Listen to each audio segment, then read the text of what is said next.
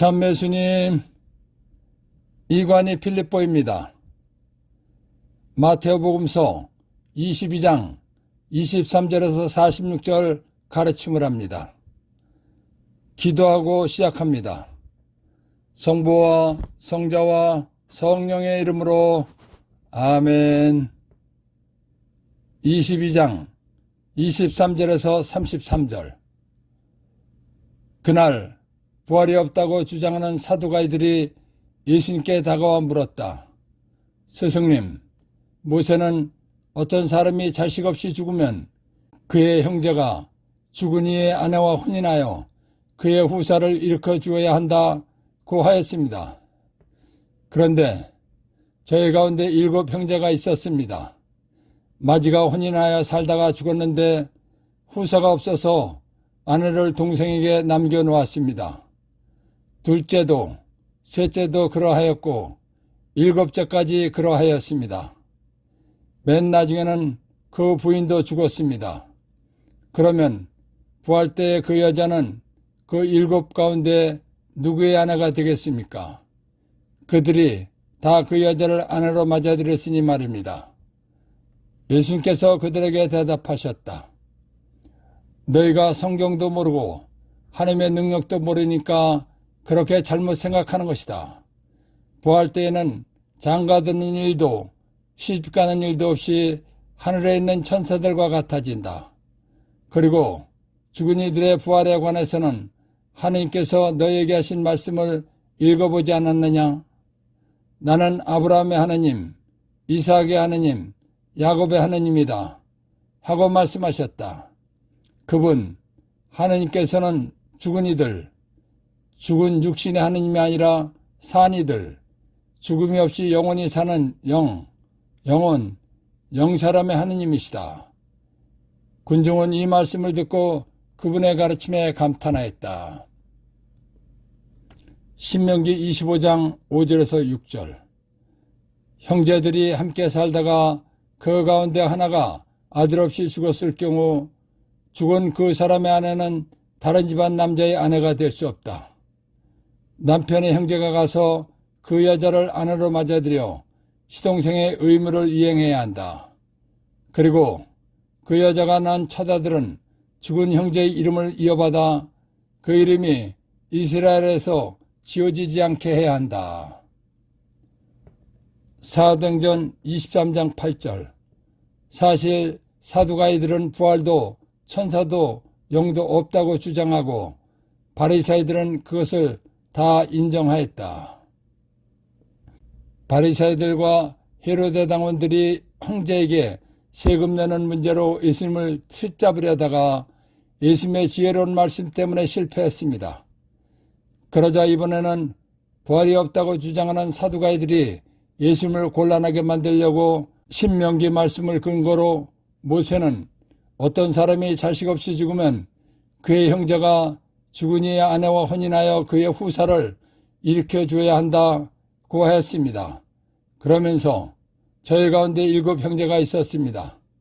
마지가 혼인하여 살다가 죽었는데 후사가 자식이 없어서 아내를 동생에게 남겨놓았습니다. 둘째도 셋째도 그러하였고 7째까지 그러하였습니다. 맨 나중에는 그 부인도 죽었습니다. 그러면 부활 때에 그 여자는 그 7 가운데 누구의 아내가 되겠습니까? 그들이 다 그 여자를 아내로 맞아들였으니 말입니다. 라는 질문을 했습니다. 사두가이들의 질문을 받으신 예수님께서 너희가 성경도 모르고 하나님의 능력도 모르기 때문에 잘못 생각하는 것이다 라고 말씀하셨습니다. 그러시면서 예수님께서는 사람이 부활하게 되면 장가드는 일도 시집가는 일도 없이 하늘에 있는 천사들과 같아진다고 말씀하셨습니다. 천사는 하나님께서 만드신 피조물이지만 사람처럼 육신이 없는 영적 존재로 만들어졌기 때문에 사람과 같이 남자나 여자가 없는 것입니다. 그렇기 때문에 천사는 결혼이라는 것이 없는 것입니다. 천사는 하나님께서 한번 창조하신 대로 각자가 홀로 사는 존재입니다. 창세기 2장 7절.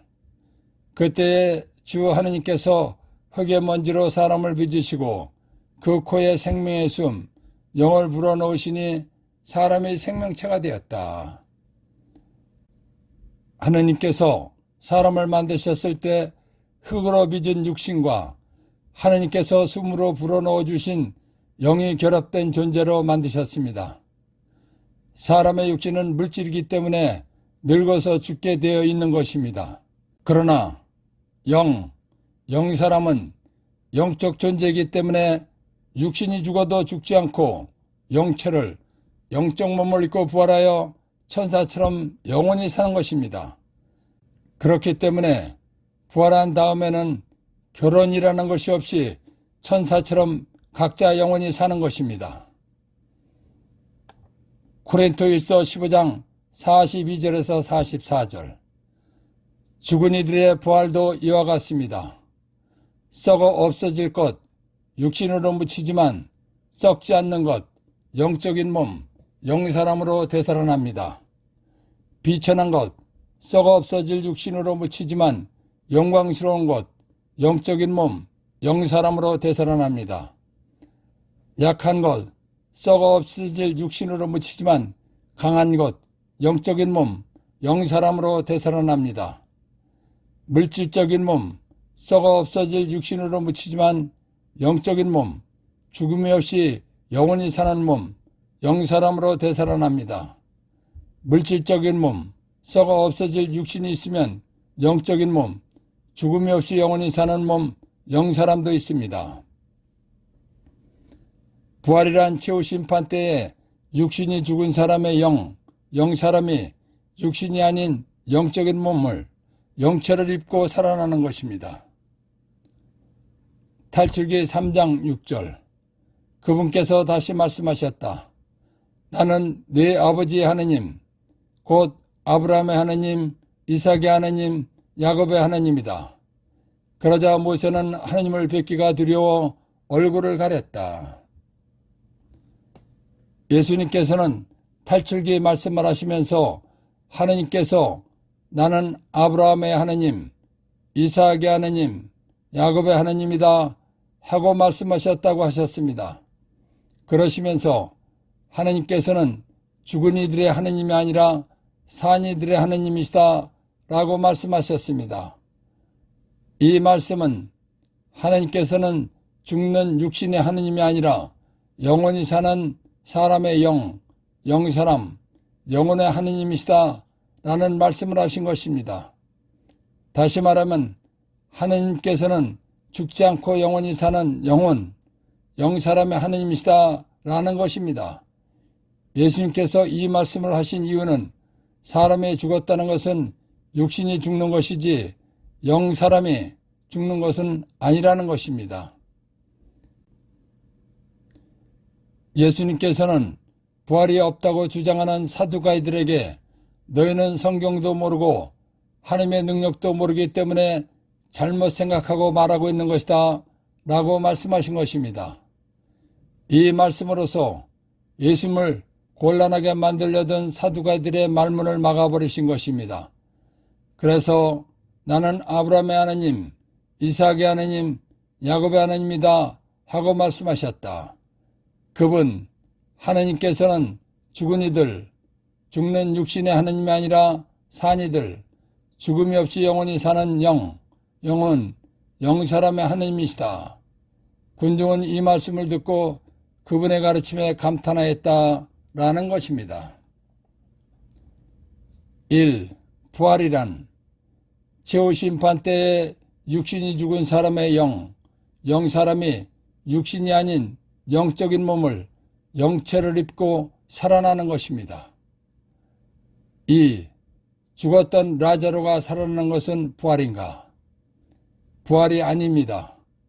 육신이 죽었던 사람의 육신이 살아나는 것이기 때문입니다. 3. 사두가이 사도행전 23장 8절 참고. 서기 70년 제2차 예루살렘 성전이 파괴당하기 전 약 2세기 동안 번성했던 유다교 제사장 분파입니다. 문서화된 모세오경, 토라 외에는 구전된 율법은 인정하지 않고 무시했습니다. 로마의 티투스 군대가 예루살렘을 멸망시킨 서기 70년 후에는 역사에서 급속히 사라졌습니다. 4. 부활 때의 그 여자는 그 7 가운데 누구의 아내가 되겠습니까? 라고 질문한 이유. 성경 뜻도 모르고 하나님의 능력도 모르는 사두가이들이 자기들의 무지한 생각이 옳다고 믿고 예수님을 난처하게 만들어보려고 한 것입니다. 5. 천사란 하나님께서 첫 번째로 만드신 영적 존재입니다. 천사는 사람과 달리 육신이 없고 오직 영적인 존재입니다. 천사는 하나님께서 한번 창조하신 대로 각자 홀로 사는 존재입니다. 6. 천사가 하는 일. 히브리서 1장 14절 참고. 천사는 하나님을 시중드는 영적 존재이며 예수님을 믿어서 구원받은 사람들을 봉사하는 일꾼, 영적 존재입니다. 7. 그분 하나님께서는 죽은 이들, 죽은 육신의 하나님이 아니라 산 이들, 죽음이 없이 영원히 사는 영혼의 하나님이시다. 하나님께서는 죽는 육신의 하나님이 아니라 영원히 사는 사람의 영의 하나님이시다 라는 것입니다. 다시 말하면 하나님께서는 죽지 않고 영원히 사는 영사람의 하나님이시다 라는 것입니다. 8. 부활 논쟁에서 발견한 보물. 예수님 말씀을 진리라고 합니다. 진리란 영원히 변하지 않고 그대로 이루어지는 법입니다. 그러니까 부활했을 때는 예수님 말씀대로 육신이 없는 천사와 같이 영적인 몸을 입고 부활한다는 것입니다. 22장 34절에서 40절. 예수님께서 사두가이들의 말문을 막아버리셨다는 소식을 듣고 바리사이들이 한데 모였다. 그들 가운데 율법교사 한 사람이 예수님을 시험하려고 물었다. 스승님, 율법에서 가장 큰 계명은 무엇입니까? 예수님께서 그에게 말씀하셨다. 내 마음을 다하고 내 목숨을 다하고 내 정신을 다하여 주 너의 하나님을 사랑해야 한다. 이것이 가장 크고 첫째가 하는 계명이다. 둘째도 이와 같다. 네 이웃을 너 자신처럼 사랑해야 한다는 것이다. 온 율법과 예언서의 정신이 골자가 이 두 계명에 달려있다. 탈출기 20장 2절에서 17절. 나 하나님은 너를 이집트 땅 종살이하던 집에서 이끌어낸 주 너의 하나님이다. 너에게는 나 말고 다른 신이 있어서는 안 된다. 너는 위로 하늘에 있는 것이든 아래로 땅 위에 있는 것이든 땅 아래로 물속에 있는 것이든 그 모습을 본뜬 어떤 신상도 만들어서는 안 된다. 너는 그것들에게 경배하거나 그것들을 섬기지 못한다. 주 너의 하나님이 나는 질투하는 하나님이다. 나를 미워하는 자들에게는 조상들의 죄악을 3대 4대 자손들에게까지 갚는다. 그러나 나를 사랑하고 내 계명을 지키는 이들에게는 천대에 이르기까지 자애를 베푼다. 주 너의 하나님의 이름을 부당하게 불러서는 안 된다. 주님은 자기 이름을 부당하게 부르는 자를 벌하지 않은 채 내버려 두지 않는다. 안식일을 기억하여 거룩하게 지켜라. 여섯 동안 일하면서 내 할 일을 다 하여라. 그러나 일의 날은 주 너의 하나님을 위한 안식일이다. 그날 너와 너의 아들과 딸, 너의 남종과 여종, 그리고 너의 집짐승과 내 동네에 사는 이방인은 어떤 일도 해서는 안 된다. 이는 주님이 여섯 동안 하늘과 땅과 바다와 그 안에 있는 모든 것을 만들고 일의 날에는 쉬었기 때문이다. 그러므로 주님이 안식일에 강복하고 그날을 거룩하게 한 것이다. 아버지와 어머니를 공경하여라. 그러면 너는 주 너의 하나님이 너에게 주는 땅에서 오래 살 것이다. 살인해서는 안 된다. 간음해서는 안 된다. 도둑질해서는 안 된다. 이웃에게 불리한 거짓 증언을 해서는 안 된다. 이웃의 집을 탐내서는 안 된다. 이웃의 아내나 남종이나 여종, 소나 나귀 할 것 없이 이웃의 소유는 무엇이든 탐내서는 안 된다. 탈출기 20장 2절에서 17절까지가 10계명입니다. 10계명 중에 3절에서 11절까지가 1계명에서 3계명입니다. 1계명에서 3계명은 하느님과 인간의 관계에 관한 계명입니다. 사람은 하느님을 흠숭하라는 계명입니다. 하느님을 흠숭하라는 계명을 종합해보면 하느님을 사랑하라는 것입니다. 그리고 10계명 중에 12절부터 17절까지가 4계명에서 10계명입니다. 4계명에서 10계명은 인간과 인간의 관계에 관한 계명입니다. 4계명에서 10계명을 종합해보면 네 이웃을 너 자신처럼 사랑하라는 것입니다.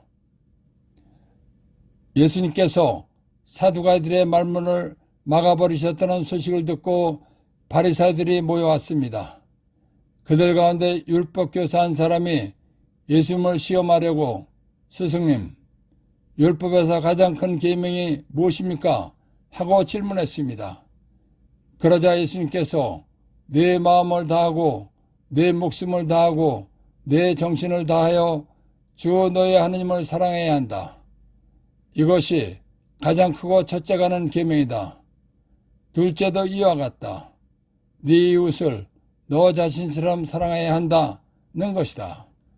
온 율법과 예언서의 정신이 골자가 이 두 계명에 달려있다라고 말씀하셨습니다. 하느님을 사랑하고 네 이웃을 내 몸처럼 사랑하라는 것은 율법과 예언서의 정신 골자입니다. 율법과 예언서의 골자란 율법과 예언서의 뜻을 말하는 것입니다. 율법과 예언서의 뜻은 10계명의 기초입니다. 그래서 율법과 예언서를 요약하면 10계명이 되는 것입니다. 10계명을 둘로 줄이면 하느님과 인간의 관계와 사람과 사람의 관계입니다. 하느님과 인간에 관한 계명을 요약하면 내 마음을 다하고 내 목숨을 다하고 내 정신을 다하여 주 너의 하느님을 사랑해야 한다라는 것입니다.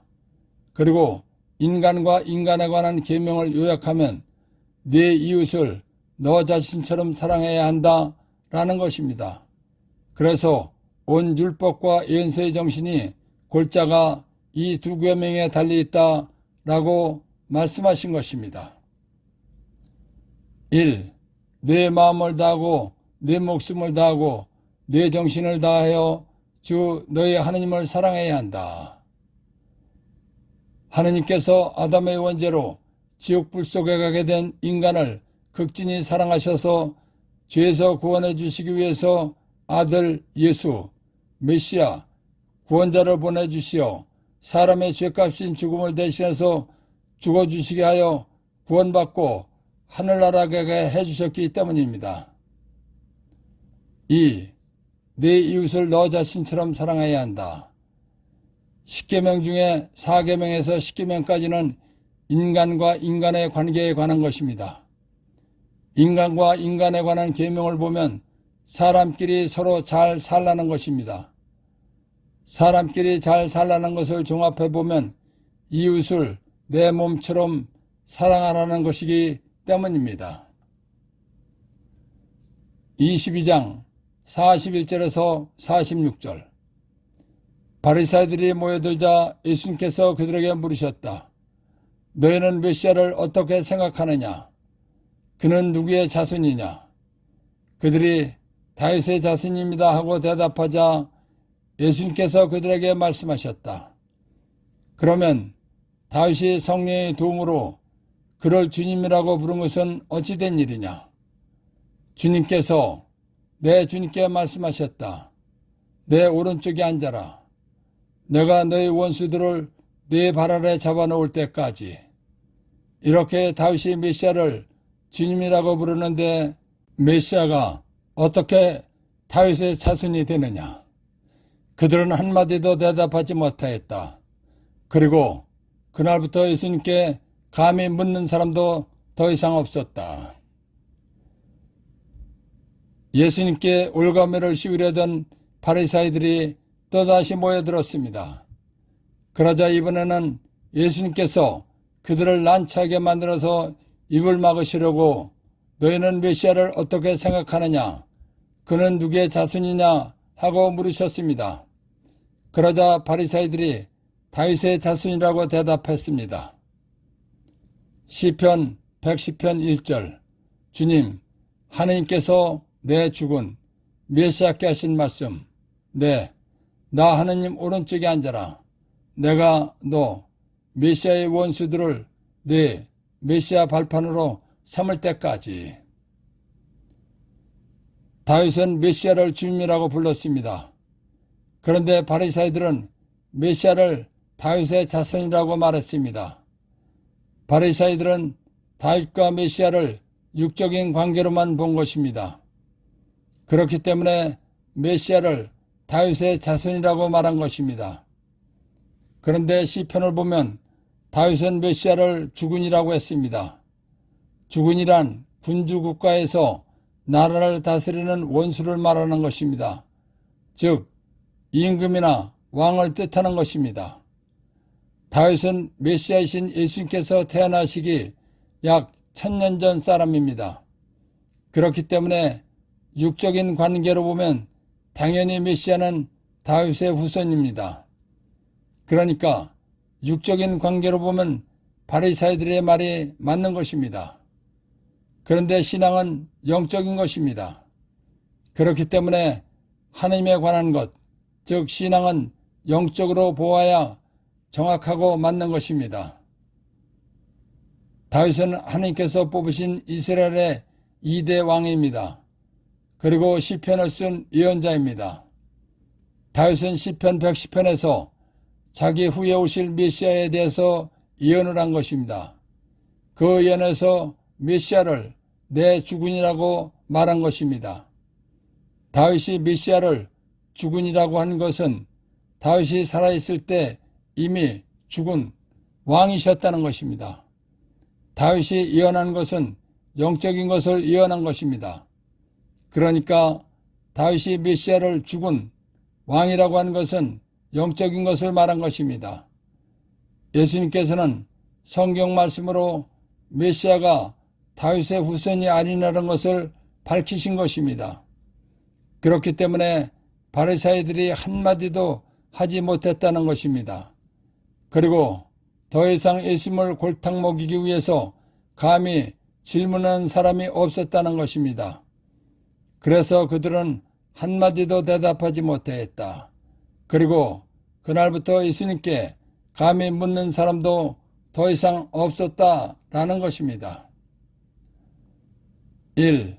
바리사이 사도행전 23장 8절 참고. 유다교의 한 파입니다.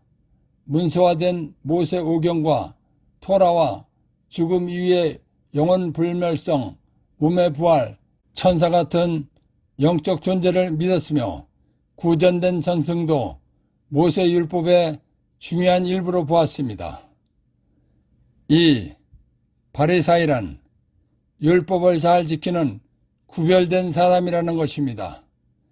바리사이들은 율법을 잘 지키기 때문에 스스로 의인이라고 생각하고 산 사람들입니다.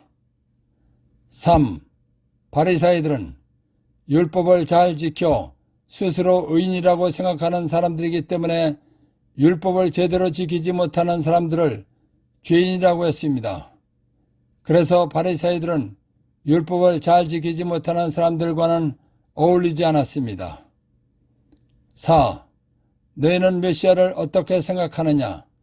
그는 누구의 자손이냐? 라고 물으신 이유. 시편 110편 1절 참고. 메시아를 다윗의 자손이라고 하는 바리사이들을 난처하게 만들어서 입을 막으시기 위해서입니다. O.